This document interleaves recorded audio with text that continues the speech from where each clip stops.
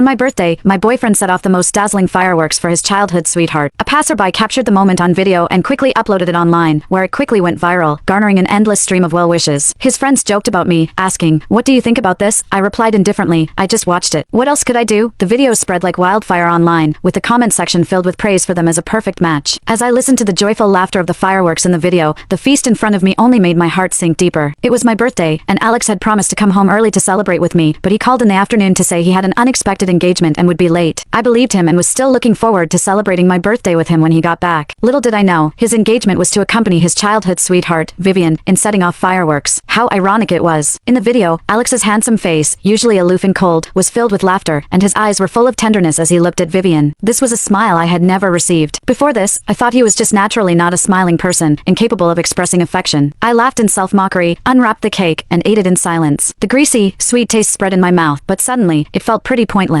I took my phone and called Alex. He answered quickly, and his voice was as cold as ever. "What's up?" As he spoke, I could clearly hear the sound of fireworks in the background. After a 2-second silence, I swallowed the cake in my mouth and asked calmly, "Where are you?" "At the office." "What's the matter?" He seemed to have moved away from the riverside, and the sound of fireworks was gone. His voice was still calm, showing no signs of the panic one would expect when lying. I glanced at the video on my tablet and felt even more disinterested. "Let's break up. You're making a fuss again." I sneered. "Browse the videos online more often, Mr. Internet Celebrity." With that, I hung up the phone. Since I had proposed the breakup, I shouldn't stay at his place any longer. I looked at the untouched dishes on the table, got up, and went to the kitchen to find some containers to pack them up. Then I packed my belongings and took a taxi back to my small apartment, which I hadn't visited in a long time. Finishing all this, I took a taxi back to my small house that I hadn't visited in a long time. After I graduated from university, my parents bought me a small apartment in the city. After getting together with Alex, he always said that our homes were too far apart, and it was troublesome for us to commute between them, so he asked me to move in with him. Actually, the distance between these two houses was just the distance between him and me. We looked close, but our hearts seemed to be separated by the Pacific Ocean. Back in the long-lost small house, I tidied up simply and went to bed after washing up. The next day, I found only a few messages on my phone. "What's the matter with you now? Come back when you've calmed down. Don't be too willful." It seemed he came home last night and found out I had moved out. I didn't reply to his messages and just went about my own business. This kind of thing wasn't the first time it had happened. Vivian would call him whenever something was wrong. She would even ask him to accompany her when she was awakened by thunder at midnight and couldn't sleep. I had questioned him and quarreled and argued with him, but he said, "People with a dirty heart see everything as dirty." Every time he abandoned me to go to Vivian, he would send me roses afterward to appease me, and I would continue to be deeply immersed in this relationship as if nothing had happened. But I was tired this time. As I stepped out of the company after work in the evening, I saw him standing outside, dressed in a suit. He had a handsome face and a tall and strong figure with excellent body proportions, just like a model on the runway. Passers-by couldn't help but look at him. If it were any other day, I would have gone up to him and asked him to get in the car to keep others from looking